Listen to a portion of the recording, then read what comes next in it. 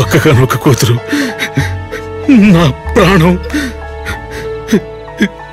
మిమ్మల్ని నమ్మే కదరా పంపించాను. పుట్టినరోజు జరుపుకుని సంతోషంగా టాటా చెప్పాడు నా కూతుర్ని పార్సిల్ చేసి పంపించారు కదరా పాపిష్టోళ్ళారా.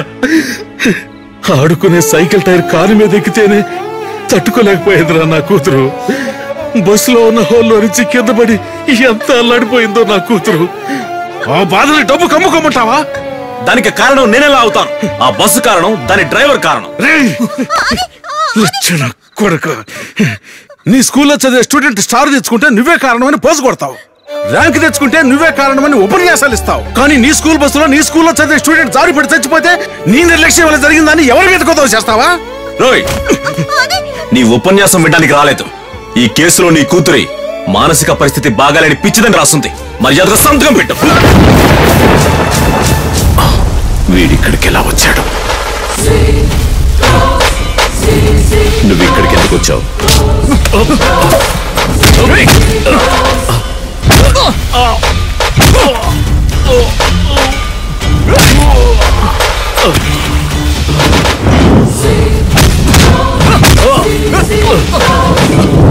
సార్, పాపం సార్. అను ఆత్మ వాళ్ళ అమ్మ నాన్నల్ని కాపాడుకోవడానికి పోరాడుతోంది. వాళ్ళు న్యాయం కోసం అల్లాడుతున్నారు. మధ్యలో మీరెందుకు సార్ ఇలా మారిపోయారు? ఎవర్రా పాపం? ఎవరు పాపం? నువ్వు పాపం కాదా? నేను పాపం కాదా? పాపాలతో నిండిపోయినదిరా ఈ పిశాచ లోకం. కలహము సూక్ష్మము తెలిసిన మనిషే ఈ లోకాన్ని ఏలుతున్నాడు. ఇదంతా నా ప్లాన్ రా. ఏంటి సార్ మీరు? అను తన మరణం కోసం న్యాయం అడిగి పోరాడుతోంది.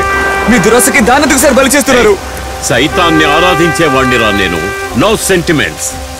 బతకడం మొదలు పెట్టడానికి ముందే చనిపోయిన చిన్న పిల్లల ఆత్మ చాలా చాలా శక్తివంతమైనది.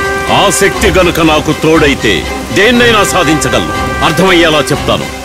వల్లకాట్లో తొలి ప్రసవంలో పుట్టిన బిడ్డ కపాలం నుంచి అంజనం తీసి సోది చెప్తాడే బుడబొక్కలోడు. వాడు చేసేదాని ఎక్స్ట్రీమ్ లెవెలే నేను చేస్తున్నది. రేయ్, మనిషి ఉంటాడు. నిన్ను చంపకుండా వదిలిపెట్టు. నీలాంటి వాళ్ళని ఏంటి ఆలోచిస్తున్నావు? అమౌంట్ తీసుకొని కొత్త లైఫ్ స్టార్ట్ చేయి. లేదంటే లోపల ఉన్న నలుగురి కిరాతకులు వాళ్ళ పని ముగించుకుని బయటకు వచ్చేదాకా వెయిట్ చేయి. నీ వల్ల కాదంటే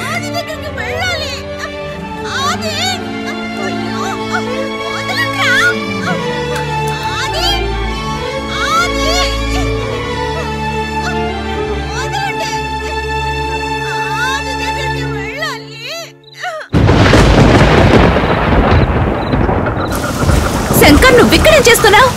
మేడం, ఇంకా మీరు వచ్చారు. చూడండి మీ నాన్న ఏం చేస్తున్నాడు. అను ఆత్మను లొంగ తీసుకోవడానికి ఏమేమో చేస్తున్నాడు. నేను మీకు ఫోన్లో ఎన్నోసార్లు చెప్పాను, మీరు నమ్మలేదు. ఎంత నీచానికి దిగజారాడో మీరే చూడండి. ఐ నో, నాకు తెలుసు శివశంకర్. అన్ని విషయాలు నాకు తెలుసు. నీ పీత బ్రెయిన్ కి ఏమీ తెలియలేదు, ఏమీ అర్థం కాలేదు. ఇక్కడ జరుగుతున్నది ఒక బిజినెస్ గేమ్. ఏమండి మీరు కూడా దీనికి? ఏ idiot, everyone is money minded. ఇక్కడ డబ్బే సర్వస్వం. నేను ఫారెన్ కు వెళ్ళింది విక్రమ్ చంద్ని మీట్ అయి ఈ డీల్ గురించి మాట్లాడడానికి. నేనే మళ్ళీ అతనికి నమ్మకం కలిగించి ఇక్కడికి తీసుకొచ్చాను. ఆ విక్రమ్ చంద్ ప్రాణాల్ని కాపాడడానికి మేము 5 కోట్లు తీసుకున్నాం. అట్ ద సేమ్ టైం అను ఆత్మని మా మీడియంలో బంధించాలని ప్లాన్ చేశాం. ఈ 2 ప్లాన్లు సక్రమంగా జరగడానికి నిన్ను యూజ్ చేసుకున్నావు. ఇందుకోసం నువ్వు ఎక్కువగానే కష్టపడ్డావు. నీకు 2% కమిషన్ ఇస్తావు. హాయిగా వెళ్ళి సెట్ అవ్వు. అండర్స్టాండ్? వదిలిపెట్టను, వదిలిపెట్టను. మిమ్మల్ని ఇద్దరిని వదిలిపెట్టను. అనుని దెబ్బతీయాలనుకునే వాళ్ళని వదిలిపెట్టను. మీరు చేస్తున్న తప్పులకి సమాధానం చెప్పి తీరాలి.